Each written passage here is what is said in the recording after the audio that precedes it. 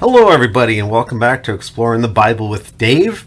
Today, we're going to take a little bit of a walk down an unfamiliar path, and that path is, well, I got a request, which is extremely odd because I never actually thought I would ever get a request on this channel.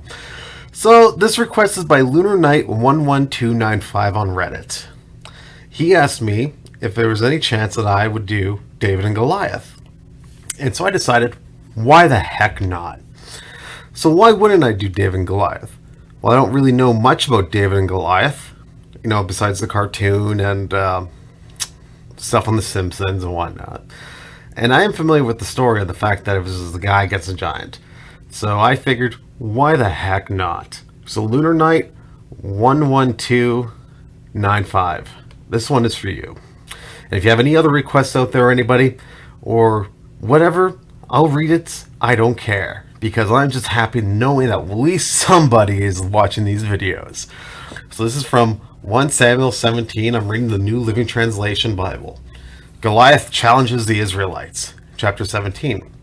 The Philistines now mustered their armies for battle, encamped between Soka in Judea and Asiak at Ephes Dammim. Saul encountered by gathering his Israelite troops near the valley of Elah. So the Philistines and Israelites faced each other on opposite hills, with the valley between them. Then Goliath, a Philistine champion from Gath, came out of the Philistine ranks to face the forces of Israel. He was over 9 feet tall. He wore a bronze helmet, and his bronze coat of mail weighed 125 pounds. He also wore bronze leg armor, and he carried a large bronze javelin on his shoulder.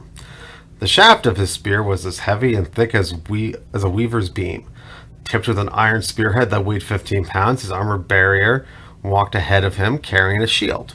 Goliath stood and shouted a taunt across the Israelites. "Why are you coming out to fight?" he called. "I am the Philistine champion, but you are only the servants of Saul. Choose one man to come down here and fight me. If he kills me, then we will be your slaves. But if I kill him, you will be our slaves. I defy the armies of Israel today. Send me a man who will fight me." When Saul and the Israelites heard this, they were terrified and deeply shaken, I should say. Jesse sends David to Saul's camp. Now, David was the son of a man named Jesse, an Ephraimite from Bethlehem in the land of Judea. Jesse was an old man at the time, and he had about 8 sons. Jesse's 3 oldest sons, Eliab, Abinadab, and Shimea, also had already joined Saul's army to fight the Philistines. David was the youngest son. David's 3 oldest brothers stayed with Saul's army, but David went back and forth so he could help his father with the sheep in Bethlehem. For 40 days, every morning and evening, the Philistine champion strutted in front of the Israelite army. One day Jesse said to David, "Take this basket of roasted grain and then 10 loaves of bread, and carry them quickly to your brothers, and give them 10 cuts of cheese to their captain. See how your brothers are getting along, and bring back a report on how they are doing." David's brothers were there with Saul and the Israelite army at the valley of Elah fighting against the Philistines. So David left the sheep with another shepherd and set out early the next morning with the gifts. As Jesse had directed him, he arrived at the camp. Just as the Israelite army was leaving for the battlefield with the shouts and battle cries, soon the Israelites and Philistine forces stood facing each other, army against army. David left his things with the keeper of supplies and hurried out to the ranks to greet his brothers. As he was walking with them, Goliath, the Philistine champion from Gath, came out from the Philistine ranks. Then David heard him shout his usual taunt to the army of Israel. As soon as the Israelite army saw him, they began to run away in fright. "Have you seen the giant?" the men asked. "He comes out each day to defy Israel. The king has offered a huge reward for anyone who kills him. He will give the man one of his daughters for a wife, and the man's entire family will be exempted from paying taxes." David asked the soldiers standing nearby, "What will a man get for killing this Philistine and ending his defiance of Israel?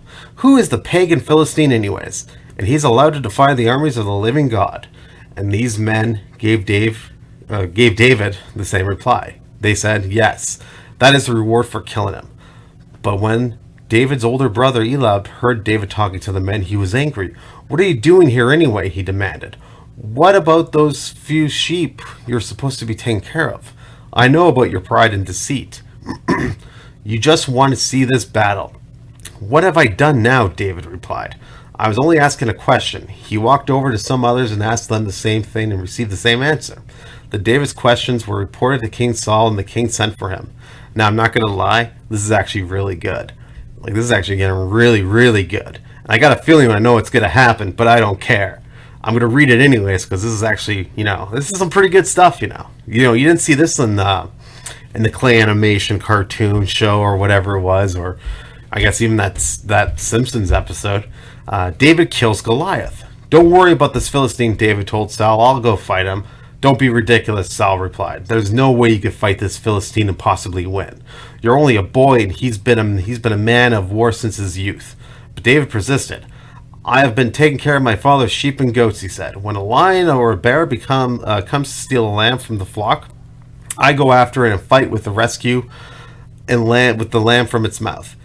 If the animal turns to me, I catch it by the jaw and club it to death. I have done this to both lions and bears, and I'll do it to this pagan Philistine too, for he has defied the armies of the living God. The Lord who rescued me from the claws of the lion and the bear will rescue me from this Philistine."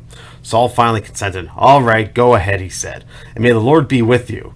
Then Saul gave David his own armor, a bronze helmet and a coat of mail. David put it on, strapped the sword over it, and took a step to the two to see what it was like, for he had never worn such things before. "I can't go in these," he protested to Saul. "I'm not used to them." So David took them off again. He picked up 5 smooth stones from a stream and put them in his shepherd's bag.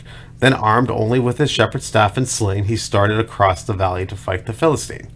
Goliath walked out toward David and his shield bearer along ahead of him, sneering in contempt as the ruddy-faced boy. "Am I a dog," he roared at David, "that you come at me with a stick?" And he cursed David by the names of his gods. "Come over here and I'll give you flesh to the birds and the wild animals," Goliath yelled. David replied to the Philistine, "You come to me with a sword, spear, and javelin, and I come to you in the name of the Lord of the heavens' armies, the God of the armies of Israel, whom you have defied. Today the Lord will conquer you, and I will kill you and cut off your head. And then I will give the dead bodies of your men to the birds and the wild animals, and the whole world will know that there is a God in Israel. And everyone assembled here will know that the Lord rescues his people, but not with his sword and spear. This is the Lord's battle, and he will give you to us."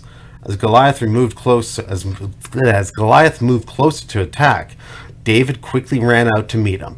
Reaching into the shepherd's bag and taking out a stone, he hurled it in his sling and hit the Philistine in the forehead. The stone sank into Goliath, and causing him to stumble over and fell face down on the ground. So David triumphed over the Philistine with only a sling and a stone, for he had no sword. Then David ran over and pulled Goliath's sword from his sheath. David used it to kill him and cut off his head. That's actually pretty hardcore, I'm not going to lie. Israel routs the Philistines. When the Philistines saw that their champion was dead, they turned and ran. Then the men of Israel and Judea gave a great shout of triumph and rushed after the Philistines, chasing them as far as Gath and the gates of Ekron. The bodies of the dead and wounded Philistines were strewn all along the road from Shaaraim as far as Gath and Ekron. Then the Israelite army returned and plundered the deserted Philistine camp. David took the Philistines' head to Jerusalem, but he stored the men's armor in his own tent. As Saul watched David go out to fight the Philistine, he asked Abner, the commander of his army, "Abner, whose son is this young man?" "I really don't know," Abner declared. "Well, find out who he is," the king told him. As soon as David returned from killing Goliath, Abner brought him to Saul, with the Philistine's head still in his hand. "Tell me about your father, young man," Saul said. And David replied, "His name is Jesse, and we live in Bethlehem." That is amazing. That is phenomenal. Okay, I honestly loved it. I tripped over some of my words because I'm not used to the ancient names. And it is, it's something I'm working on. But man, this story was great. A great, compelling story. And I can't imagine, they should really make a movie on this. I know they make Bible movies all the time. They make those old Bible movies of Charlton Heston, back in the day. But this is a movie they should actually really, really make. Modern day kind of thing. Because they did it with Noah's Ark, with Russell Crowe and Emma Watson, and that movie was kind of lame. But, they should really make a movie on this, like a pretty intense, hardcore film. And I bet you anything we'll get seats, you know, people in seats. That's what the kids call them. But anyways, I want to thank you so much for watching this video. Thank you for listening. Please don't forget to subscribe, share, comment, like, ring the bell notification. Please bring people's attention to these videos. I'm just one man trying to spread the word of the Lord and trying to clean up the filth on the internet. Well, not really the filth on the internet. I just thought I'd get people's attention by saying that. But anyways, thank you so very much. I can't wait to see you guys in my next video. Good night. God bless. Be good people. And I'll see you all in the future.